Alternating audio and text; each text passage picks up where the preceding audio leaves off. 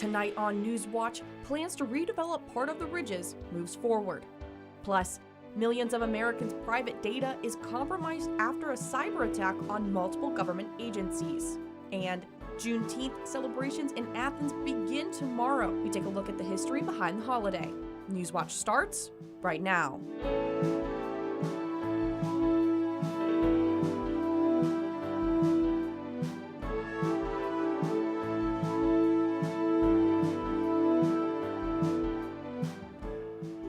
Good evening, I'm Haley Hollinger. Welcome to Newswatch. The Ohio University Board of Trustees passed a resolution allowing development plans for the Ridges to move forward. The board approved the transfer of some of the property to the Ridges Community Development, LLC. The company plans on transforming 3 buildings on the property into senior housing. Other buildings will be turned into restaurants and retail space. The resolution also establishes an association to preserve the historic buildings on the property.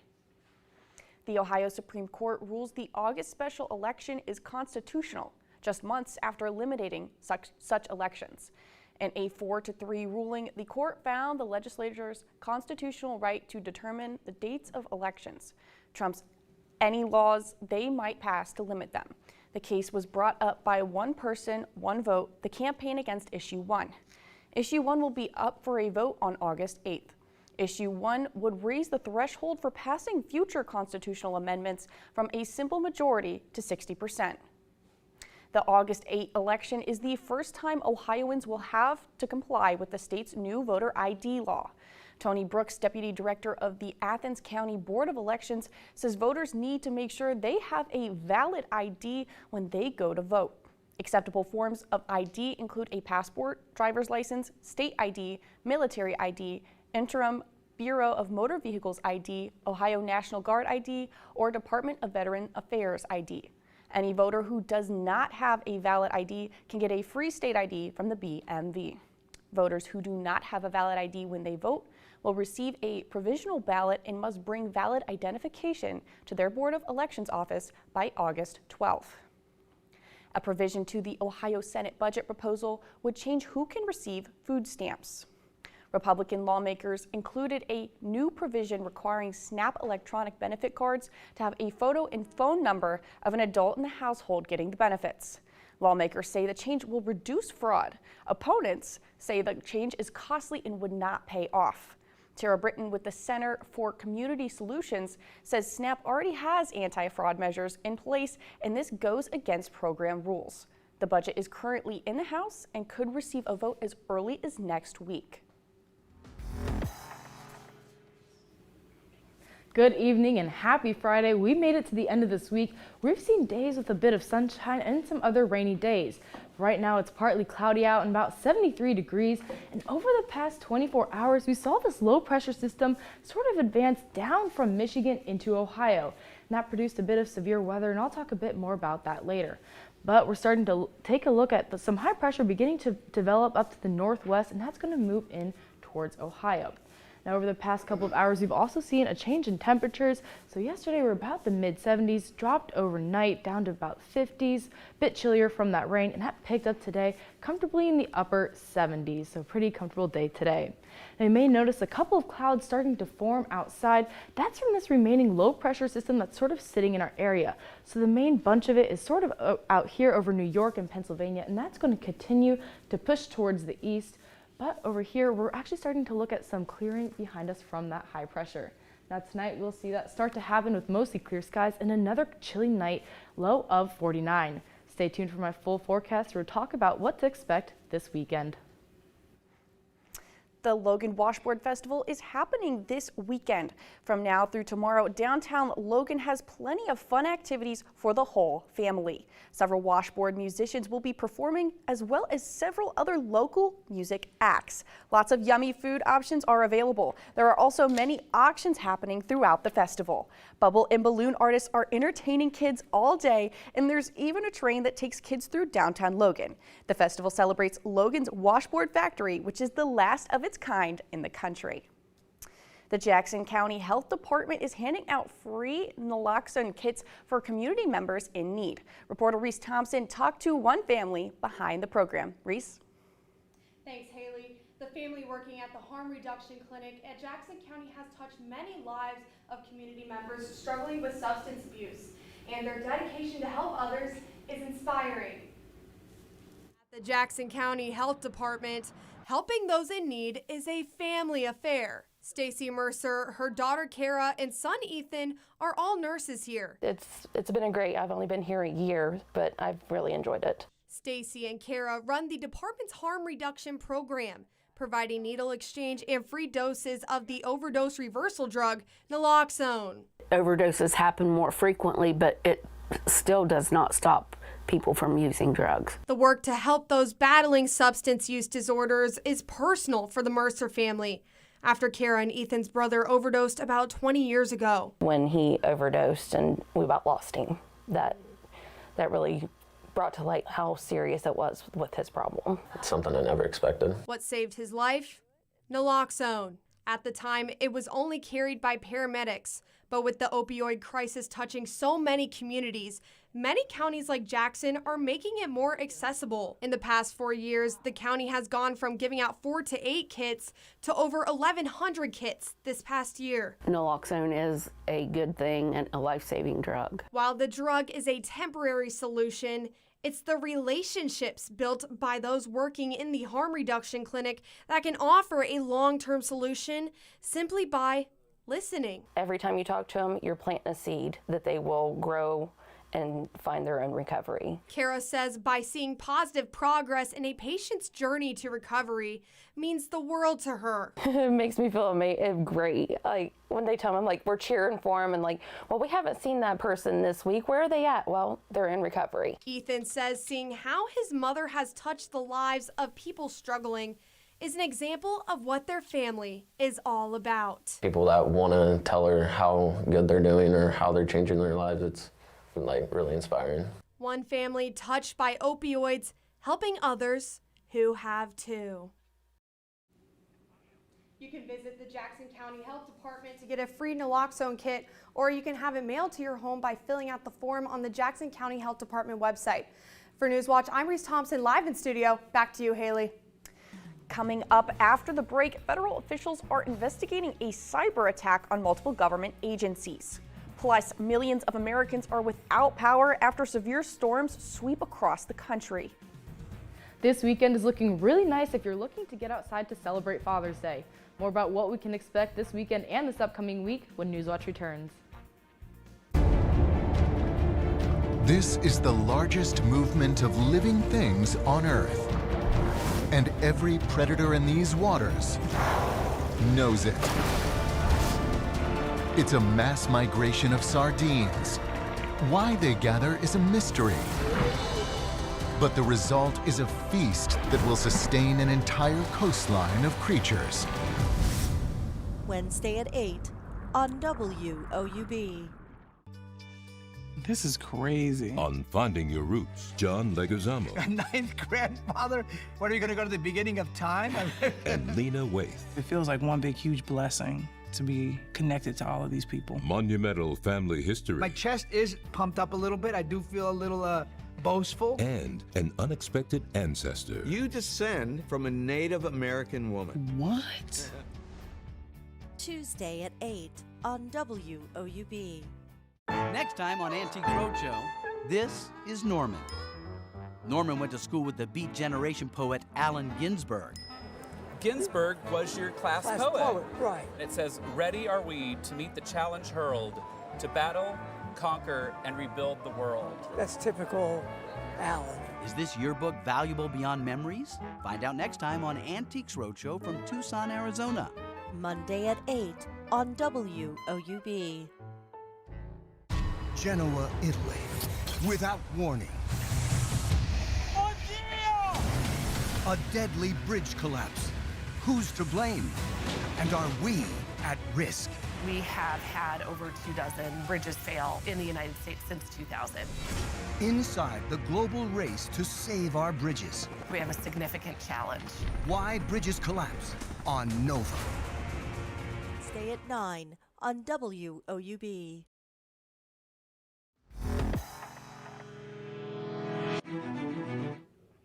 the private data of millions of Americans compromised. Officials in Oregon and Louisiana say anyone with a driver's license in those states could be victims of sprawling cyber attacks, also impacting the U.S. federal government. Gloria Pizmino has more on who could be behind the attack. A global cyber attack, likely exposing the private data of millions of Americans and hitting U.S. agencies, including the Department of Energy. This is an ongoing investigation impacting not just Louisiana, but major businesses, governmental entities, and organizations around the world. Federal officials are blaming a Russian-speaking gang of hackers who call themselves CLOP. They are known to demand multi-million-dollar ransoms to delete the data. We don't have a full understanding of what the impacts are or whether there are impacts, but we're working through it very aggressively. The attack is part of a broader and ongoing hacking campaign exploiting a vulnerability in a program called MOVE-IT, a popular tool for transferring data. The company behind the software says they are working to fix vulnerabilities in their code. Most of the time, the security people in organizations are very technical people, incredibly smart people. Unfortunately, what I find is they sometimes forget about that human element. Cybersecurity expert Eric Cron says organizations should also focus on the dangers of social engineering, scamming people to give up vital information. If we can get the human element handled in the cybersecurity side, then we would see a whole lot less of this stuff in the news. In New York, I'm Gloria Pizmino. The Air National Guardsman accused of posting classified documents online has been indicted on 6 counts. The charges include willful retention and transmission of classified information related to national defense. 21-year-old Jack Teixeira was arrested and charged under the Espionage Act in April. He's accused of taking classified documents from Otis Air National Guard Base and posting them to social media. Some were marked secret, top secret, and sensitive. Teixeira remains in federal custody. Major issues awaiting important decisions by the U.S. Supreme Court. The justices have a self-imposed deadline of early July to issue their opinions, potentially affecting millions of Americans. Mike Valero takes us through what you need to know, as the 6-3 conservative court could be poised to set new precedents. The decisions could be consequential for students, schools, and businesses nationwide. Among the issues set to be decided by the U.S. Supreme Court, whether people like Cody Hunanian can have thousands of dollars in federal student loans forgiven, thanks to a Biden administration program now on hold as it's challenged by several Republican-led states. All of a sudden, kind of right in front of me again, because I'm thinking about the kind of debt I have and I need to finance my future and get a home. Opponents say the Department of Education doesn't have the authority to forgive the loans. Observers also point out it's going to be a burden on current taxpayers. In a challenge to LGBTQ rights, graphic designer Lori Smith from Colorado creates wedding websites, but she doesn't want to work with gay couples, citing religious objections to same-sex marriage. Colorado is trying to force me to create custom, unique artwork to promote ideas inconsistent with my faith and the core of who I am. There's a critical principle in this case. You can't define your service, so you exclude an entire category of people. Then there are 2 cases that could shape whether affirmative action remains in higher education. So the Supreme Court is looking at whether or not public universities can use race as a factor in admissions, and that case comes from the University of North Carolina, looking at the 14th Amendment Equal Protection Clause. They're also looking at whether or not private colleges can use race as a factor in admissions. That case comes from Harvard, and the analysis is under the Civil Rights Act. I'm Mike Valerio reporting. Good evening, happy Friday. We are at the end of another beautiful week down here in Southeast Ohio. Right now it's partly cloudy out with the temperatures about 73 degrees, so pretty comfortable outside. And overall today we saw a high of about 74, so not too far off from what we're experiencing right now with mostly sunny skies. Now earlier today, even starting overnight, we saw some storms start to roll in, but that started to move away this morning, about early morning. And there's that storm system sort of moving over Pennsylvania, New York, and pushing towards the Atlantic, leaving us with a couple of wispy clouds just sort of behind us. But we're also looking out even more west. So there's some high pressure and clear skies, and we can expect that to start to move through for this weekend. So there's that high pressure sitting up in the Great Lakes area, and that's going to move down into Ohio. Now, last night we also saw some severe weather not only in Ohio but across the country. So out in Oklahoma and Texas, there were reports of tornadoes as well as damaging hail and high winds, and even a couple storms popping up in the Florida, Georgia area. And in northern Ohio, we even saw reports of tornadoes. So a lot of weather going on across the country. And fortunately for us down here in Southeast Ohio, we didn't get as much severe weather. We just saw some thunderstorms and some rain. But tonight we'll see mostly clear skies with a low of 49, so pretty chilly night tonight. But things will start to warm up a little bit tomorrow as we see a high of 79, and that clear sky is really allowing a lot of that sunshine to roll in, and it'll help warm up the evenings as well, so we'll see a low of 51. Now tomorrow's going to be mostly sunny skies, and the UV index around 2 p.m. is going to be about an 8 or 9. So if you're planning on going out at all this weekend, make sure to wear your sunscreen, wear sunglasses, and wear those protective layers, because that UV damage can cause issues for your skin. So be sure to take advice for that, because that will also be carrying into Sunday. Now tomorrow we'll see that high pressure sort of sit over our area, and that's what's going to allow for all that sun to come in, a lot of that UV rays to come in, and that's going to carry on to tomorrow night. So we'll see another clear night, and on Sunday more high pressure will be sticking around, so we'll see more clear skies. Now we're going to start taking a look at what's going on out west. There's a lot of low pressure and a lot of rain starting to develop. Now that's not going to hit us until later on Monday, but that's going to start to make its way out east, out towards the east, and we'll see that coming about Monday evening. So Saturday and Sunday are looking really nice, about 70s and even into the 80s with mostly sunny skies. But on Monday we'll see some clouds start to roll in, still in the 80s, so still pretty comfortable. But Tuesday there's that chance of thunderstorms, but it's only at a 30%. So even though there's a little bit of rain on the forecast, if that rain doesn't come, we're still looking at a pretty cloudy week. So fairly similar to what we've seen this past week, except it'll be a little bit warmer. We'll be in the 80s for a lot of that week, and our overnight conditions are starting to look into the 50s and the 60s, and hopefully that'll clear up by the weekend. So Friday's looking nice and sunny, so another great start to the weekend. Back over to you, Haley. Thanks, Emily. Those storms from last night were part of the same system that left behind a path of destruction up in Toledo. The National Weather Service says an EF2 tornado is responsible for this damage in Toledo. It says the twister had winds of up to 130 miles per hour. Officials say the storm system caused an EF1 tornado south of Detroit. Across the country, more than 50 million people are facing the threat of new severe storms, as hundreds of thousands are already without power after deadly storms that spawned tornadoes and widespread devastation across the central and southern United States. Chris Wynn has the latest. In the Texas Panhandle, huge tornado on the ground. Oh my God. Tornado just went through town. Death and devastation in a flash. It came out of nowhere. There was no sirens.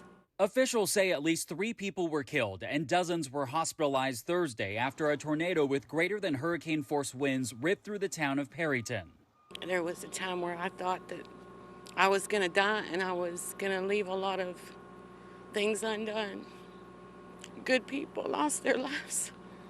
The local fire chief saying as many as 200 homes, including a mobile home park, were destroyed, with the impacted area stretching up to 1.5 miles in length. If you'd have told me 5 minutes before if this was going to produce a tornado, I would have said no. Wow! The National Weather Service says 2 tornadoes were reported Thursday in Texas, 4 in Oklahoma, and 1 in Michigan. More severe storms are expected Friday, with over 50 million people under threat, according to the Storm Prediction Center. In Perryton, those who survived the tornado are counting their blessings. I think that there's a sense of fear, just of the unknown. I don't think anybody really has any idea what's going to happen next. The shock is still sitting in. As the community tries to heal and move forward. I'm Chris Wynn reporting. After the break, we speak to an Ohio University professor about the history of Juneteenth ahead of this year's celebration. And to stay up to date on the latest from Newswatch, check us out on Instagram, Twitter, and YouTube. This is crazy. On Finding Your Roots, John Leguizamo. Ninth grandfather? What, are you going to go to the beginning of time? And Lena Waithe. It feels like one big, huge blessing to be connected to all of these people. Monumental family history. My chest is pumped up a little bit. I do feel a little boastful. And an unexpected ancestor. You descend from a Native American woman. What? Tuesday at 8 on WOUB. Genoa, Italy. Without warning. A deadly bridge collapse. Who's to blame? And are we at risk? We have had over 24 bridges fail in the United States since 2000. Inside the global race to save our bridges. We have a significant challenge. Why bridges collapse on Nova. Stay at 9 on WOUB. Next time on Antiques Roadshow, this is Norman. Norman went to school with the Beat Generation poet Allen Ginsberg. Ginsberg was your class poet. Right. It says, "Ready are we to meet the challenge hurled, to battle, conquer, and rebuild the world." That's typical Allen. Is this yearbook valuable beyond memories? Find out next time on Antiques Roadshow from Tucson, Arizona. Monday. Next time on Antiques Roadshow, this is Norman. Norman went to school with the Beat Generation poet Allen Ginsberg. Ginsberg was your class poet. Right. It says, "Ready are we to meet the challenge hurled, to battle, conquer, and rebuild the world." That's typical Allen. Is this yearbook valuable beyond memories? Find out next time on Antiques Roadshow from Tucson, Arizona. Monday at 8 on WOUB.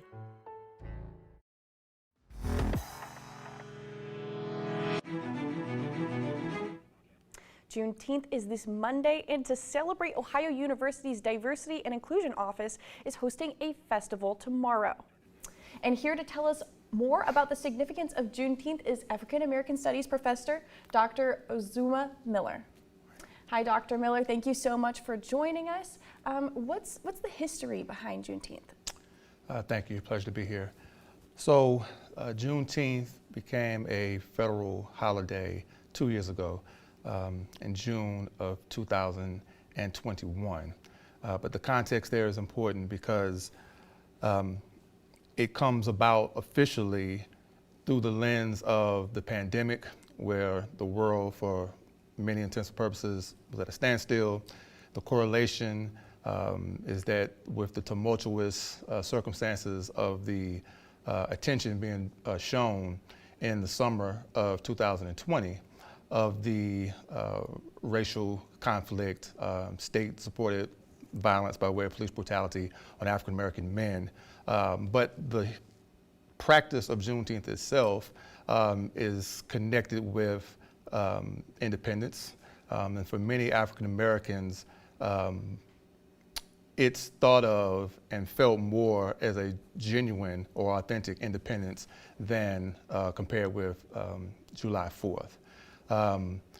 Specifically, many people associate the Emancipation Proclamation, January 1st, 1863, as the independence or when freedom comes about. That's partially true and is largely out of context because Emancipation Proclamation was a war edict, and it did not, as many people erroneously believe, free all black people. So fast forward, the Civil War continues until 1865, and the surrender at Appomattox by the Confederacy, Robert E. Lee, to Ulysses S. Grant took place in April of 1865. So Texas, being the most southernmost occupied area of the Confederacy, it was the furthest point. So what happens is the official word comes from Major General Gordon Granger in Texas, which essentially is the first communication explicitly to the former slaves in that area, and that's where the date Juneteenth, June 19th, comes about. But the actual practice begins the following year, localized in Galveston, Texas, June 19th, 1866. Okay, wow. Yeah, so how has the overall celebration, you gave us a little bit of history, so how has that celebration evolved over time? It's evolved over time in that one, as I stated, it initially began as a localized practice in Galveston, Texas. Then over time, it began to spread outward, other parts of Texas, other parts of the South, where you have different iterations and forms of it, which typically took the form of celebrations around food, evoking Negro spirituals, the spiritual aspect, rodeos, etc. But fast forward in terms of modern times, 1980 is when the state of Texas first implements Juneteenth as an official holiday, and then from there we come forward. Okay, so along with celebrating, there's a festival tomorrow, so there's a Black History Tour. What can you tell us about the history of Juneteenth here in Southeast Ohio? Well, what I can say is that the local tour that will take place is very, very important and significant, because it's important in general, but certainly in a place like Athens, Ohio, where on the face of it, if one had no other context, would just assume there is no Black history. Many people actually believe that, and that's the furthest thing from the truth. So this local Black History Tour will help showcase many of the city, the county, and the region's historical connections with African American agency, which is connected to state, federal, and international history as well. So it's very, very significant. And again, I want to emphasize agency, not just Black people being acted upon, but Black people acting on their own accord for their own growth and development. Well, thank you so much for your time and for your insight, Dr. Miller. We appreciate it. And if you want to attend tomorrow's Juneteenth Festival, the event begins at 3 p.m. on College Green. Coming up, we take a final look at your weather. But first, here's a look at what's coming up on tonight on your public television station. Next time on Antiques Roadshow, this is Norman. Norman went to school with the Beat Generation poet Allen Ginsberg. Ginsberg was your class poet. Right. It says, "Ready are we to meet the challenge hurled, to battle, conquer, and rebuild the world." That's typical Allen. Is this yearbook valuable beyond memories? Find out next time on Antiques Roadshow from Tucson, Arizona. Monday. Here's what's new this month with Passport. I just want to get to the bottom of it. Why should you risk your neck? Because somebody has to. I would do anything to get some answers. You can't solve them all, Ridley. It's like a big love story. These and all your favorite shows are available with Passport. Support your PBS station and stream more with Passport on the PBS app. Next time on Antiques Roadshow, this is Norman. Norman went to school with the Beat Generation poet Allen Ginsberg. Ginsberg was your class poet. Right. It says, "Ready are we to meet the challenge hurled, to battle, conquer, and rebuild the world." That's typical Allen. Is this yearbook valuable beyond memories? Find out next time on Antiques Roadshow from Tucson, Arizona. Monday at 8 on WOUB. This is crazy. On Finding Your Roots, John Leguizamo A ninth grandfather? What, are you going to go to the beginning of time? and Lena Waithe. It feels like one big, huge blessing to be connected to all of these people. Monumental family history. My chest is pumped up a little bit. I do feel a little boastful. And an unexpected ancestor. You descend from a Native American woman. What? Tuesday at 8 on WOUB. What a beautiful weekend we have coming up. It's going to be nice and sunny, so make sure if you're planning on going outside to wear your sunscreen. This upcoming week it's going to be good. And that does it for our broadcast this evening. Thanks for watching, and stay tuned for the PBS NewsHour. Have a great weekend.